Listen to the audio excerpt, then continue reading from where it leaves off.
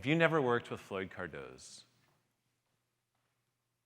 he was just one of the best of the best of the best. If you ever ate at Tabla or Bread Bar, I believe that today, his food, I would put it on the level of any chef that's creating anything anywhere across the world. Floyd was a culinary genius. He was stubborn, he was intense. I mean, Tabla was like the redheaded stepchild of Union Square Hospitality Group. I'm allowed to say that because my wife is a redhead. Like, there was Union Square Cafe and Gramercy Tavern. They were always like number 1 and 2 on Zagat. There was 11 Madison Park, that fancy restaurant next door. Who'd ever want to work there? And then there were us at Tabla, right? And we were just a bunch of people that believed so much in Floyd's crazy dream, and we would do anything to try to help him achieve it. The thing that never made sense to me, though, about that place, and listen, Floyd was really, really intense and really stubborn and really hard-headed and really excellence-driven. But there was those moments when you saw this other side of him. He would put up a dish of something that he worked really, really hard to create, and when he recognized how much you loved it, remember that boyish grin that would come across his face? I really believe that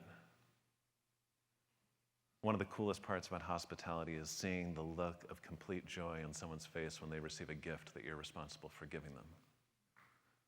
And in spite of how excellence-focused Floyd was, you could at times see these flashes of warmth and hospitality. It was a wonderful place to work.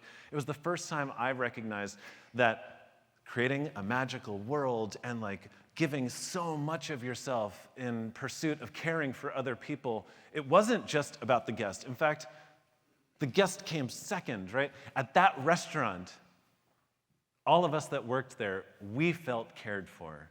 It was a magical world for us.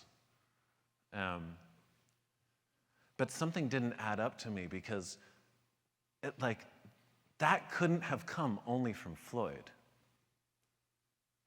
And then, and this was not a company thing, Tabla was a part of a bigger company, but we had our own, we were our own team.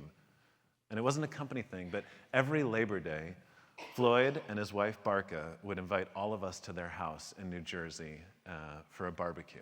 And it wasn't a traditional barbecue. Floyd had a tandoor in the backyard, and he'd be making naan, and they made biryani, and that's when I got to know Barkha. And the coolest thing about meeting her was suddenly the entirety of Tabla made sense. Because while she didn't work at the restaurant, they were such a unit that her presence was felt in the restaurant. If Floyd was the soul of Tabla, Barkha was its heart. So often, I think we talk in restaurants about our teams being our families, and too often that's done recklessly. It's a bit of a platitude, where people say it because it feels like it's the right thing to say, but they don't actually do the things that are required to make that idea real. At Tabla, we were a family, and it was because the two of them welcomed us into their home as if we were. I've called Barkha my second mom ever since then, and Floyd was, in many ways, a second dad, one that was proud of me as I succeeded,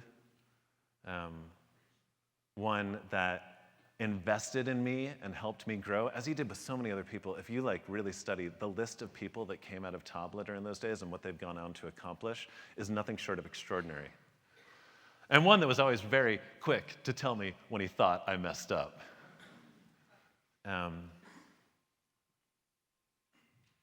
And on March 25th of 2020, we lost Floyd to COVID. And that's the only person in my world who was really, really close, really, really near and dear to my heart that I lost during the pandemic.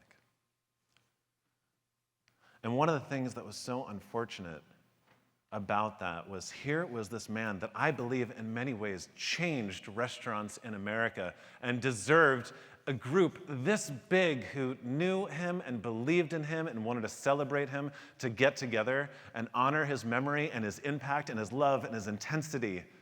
I know I did, because it was working there in the Cardoz family restaurant, along with Randy and JV and all the other people at Union Square Hospitality Group, where I was given the foundation upon which I built everything that came next in my career. And so today, right now, we're going to do two things. One, we're going to make that right, because Floyd deserves his legacy to be celebrated within this community. But two, I had to go to their house for a Labor Day barbecue to understand how, in spite of the fact that so many people here know who Floyd Cardoz was, not nearly enough know how unbelievably important to our industry Barkha Cardoz was and continues to be. This speech is not a time for us to mourn Floyd's loss. This is a time for us to celebrate his life. It makes me so unbelievably proud to welcome my second mom to the stage. Please welcome Barkha Cardoz. Life, as we know and take for granted, is fragile, unpredictable, and fleeting. One day it's here and just beautiful. And then in the blink of an eye, it turned upside down. And everything that's our everyday changes. Floyd and I had that take it for granted life. We met in 1981 at cooking school in India, and we became good friends.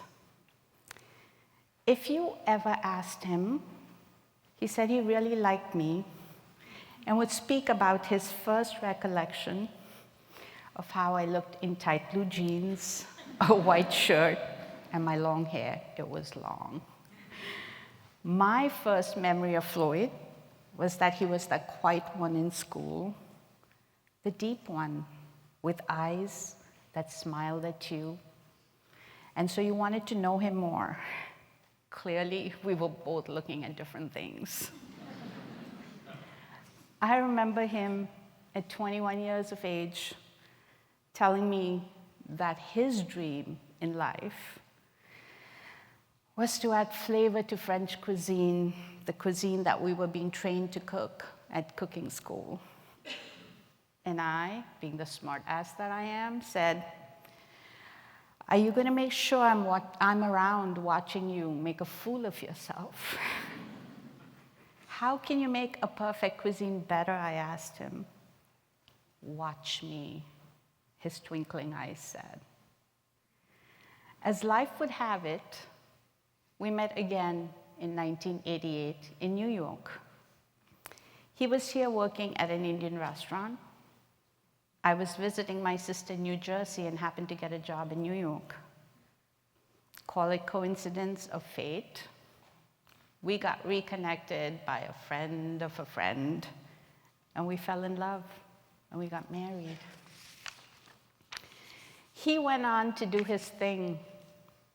In spite of being a chef with over 5 years of cooking experience, Floyd started all over again in his career as a line cook with Chef Gray Kunz at Las Pinas in 1991.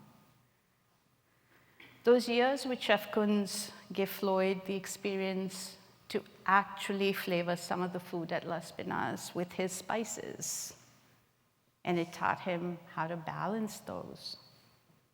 He loved every minute of being at Las Pinas. But Las Pinas also taught Floyd a lot more than balancing flavors. He learned what it meant to balance life and family. The long hours of being away from my young son, Peter, and me made him realize that in order to have a family life, he needed to learn how to balance work and home. Those years were so hard on all of us. Peter, as an infant, would see Floyd just twice a week. And the first day, he ignored Floyd completely. That was his way of punishing Floyd for being gone the entire week. When Tabla opened in 1998, Floyd made it his business to find time to spend with us as a family. Whether it was taking us with him on his work travels or leaving early to catch, the tail end of the kids' sports activities, or spending time on the weekends cooking, doing mundane stuff. He didn't do laundry. Floyd worked at making it happen. If he had a choice of going on a hospitality event or being home with us, Floyd always chose us, and he was present every moment of it all. He never wavered on that, and he always mentored his staff, especially the young men who were starting their own families, to know that family always came first. Floyd and I were equals. He was the chef at work, and I was the person that did the work behind the scenes, so that he could have both a career and a home. We knew that our family was our priority, and we took that very seriously. We had tremendous respect for one another, and we had an amazing friendship. We had different opinions on a lot of stuff, yet when it was us, it was just us. He often reminded me that there was no I or me in our relationship. It was always we. The chef always left outside the door when he got home. He was aware of his responsibility as a father and a husband. When he messed up, he acknowledged it. He took responsibility and he apologized. Everyone who worked with him knew Floyd was a fierce perfectionist and stubborn as hell. Will just told you about that.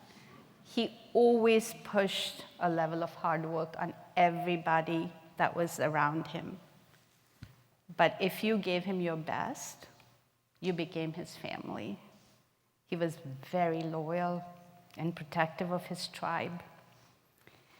He would do anything for each one of them, and he made sure he gave them the tools and the knowledge to succeed. Not just with him, but when they left to go do their own thing. He kept in touch. He followed the achievements, and he would be the first one to get in touch for both the highs and the lows in their lives. Accolades often dodged Floyd. He wasn't the one that made a lot of noise or was pushy to be noticed. He lived every day in the moment. He loved every moment for what it brought to his life and how it made him feel. Whether it was cooking, reading a book, catching a Mets or Giants game, off-season golf, fishing, or just being. It made him whole.